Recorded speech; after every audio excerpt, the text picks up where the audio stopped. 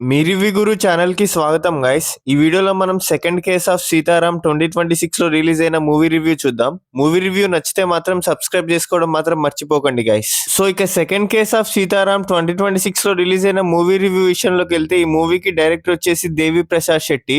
So run time వచ్చేసి 2 hours 120 minutes తో Amazon Prime వీడియోలో అయితే స్ట్రీమింగ్ అవుతుంది గైస్. తెలుగు డబ్బుడు వర్షన్ కూడా అవైలబుల్ గా ఉంది. సో ఫ్యామిలీతో చూడొచ్చు అంటే చూడొచ్చు గైస్, మేజర్ అడల్ట్ కంటెంట్ ఏం లేదు. సో నాకైతే average one time watch movie అనిపించింది గైస్. క్రైమ్ థ్రిల్లర్ ఫ్యాన్స్ కి నచ్చే అవకాశం ఉంది. సో స్లో పేస్డ్ ఇన్వెస్టిగేషన్ ని ఇష్టపడే వాళ్ళకి మూవీ బాగా కనెక్ట్ అవుతుంది. మాస్ ఎంటర్టైన్మెంట్ ఎక్స్పెక్ట్ చేసే వాళ్ళకి కొంచెం డిసప్పాయింట్ అవ్వచ్చు. సో స్టోరీ బేసిక్ లైన్ ఏంటంటే, ఇన్స్పెక్టర్ సీతారాం ఒక బ్రూటల్ సీరియల్ కిల్లర్ కేసుని ఇన్వెస్టిగేట్ చేస్తాడు. ఇన్వెస్టిగేషన్ ముందుకు వెళ్ళినప్పుడు ఆ కేసుకి తన పర్సనల్ లైఫ్, ఎస్పెషల్లీ తన మిస్సింగ్ సిస్టర్ గురించి ఉన్న మిస్టరీకి లింక్ అవుతుంది. మూవీలో సస్పెన్స్, సైకలాజికల్ ఎలిమెంట్స్, ఇన్వెస్టిగేషన్ మీద ఎక్కువ ఫోకస్ ఉంటుంది. సో ఇది 2021 Kannada film Sitaram Benoy case number 18 కి సీక్వెల్. కానీ ఫస్ట్ పార్ట్ చూడకపోయినా ప్రాబ్లం లేదు, స్టోరీని స్టాండర్డ్ లోనే ఈజీగా ఫాలో అవ్వచ్చు. క్లైమాక్స్ కి ముందు హీరో ఒక ఇంపార్టెంట్ క్లూని కనెక్ట్ చేసే ఇన్వెస్టిగేషన్ సీక్వెన్స్ చాలా మెమొరబుల్ గా ఉంటుంది.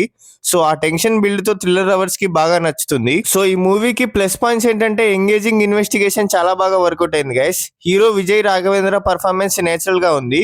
సెకండ్ హాఫ్ లో ట్విస్ట్ ఇంట్రెస్టింగ్ గా ఉంటాయి. రియలిస్టిక్ క్రైమ్ థ్రిల్లర్ ఫీల్ ఇస్తుంది. క్లైమాక్స్ డీసెంట్ గా ల్యాండ్ అవుతుంది. సో నెగిటివ్ పాయింట్స్ ఏంటంటే, ఫస్ట్ హాఫ్ కొంచెం స్లోగా ఉంది. కొన్ని ట్విస్ట్ ఎక్స్పీరియన్స్డ్ థ్రిల్లర్ ఆడియన్స్ కి ప్రెడిక్టబుల్ గా అనిపించవచ్చు. ఎమోషనల్ డెప్త్ ఇంకొంచెం స్ట్రాంగ్ గా ఉంటే ఇంపాక్ట్ ఎక్కువ ఉండేదని చెప్పి నా ఫీలింగ్. పేస్ అందరికి సూట్ అవ్వకపోవచ్చు. So investigation, thrillers, murder mystery movie సిస్టమ్ ఉంటే డెఫినెట్లీ ట్రై చేయొచ్చు. సో ఫాస్ట్ కమర్షియల్ ఎంటర్టైన్మెంట్ కాదు, పేషెంట్ గా చూస్తే చాలా బెటర్ ఎక్స్పీరియన్స్ ఉంటుంది.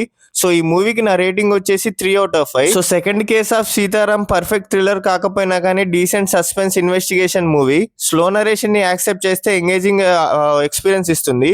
So a good one time watch guys. So ఇలాంటి సోది లేకుండా చెప్పే జెన్యున్ మూవీ రివ్యూస్ కోసం సబ్స్క్రైబ్ చేసుకోండి గైస్. అండ్ అలాగే మీకు నెక్స్ట్ ఏ మూవీ రివ్యూ కావాలో కూడా కామెంట్ చేసి చెప్పండి గైస్.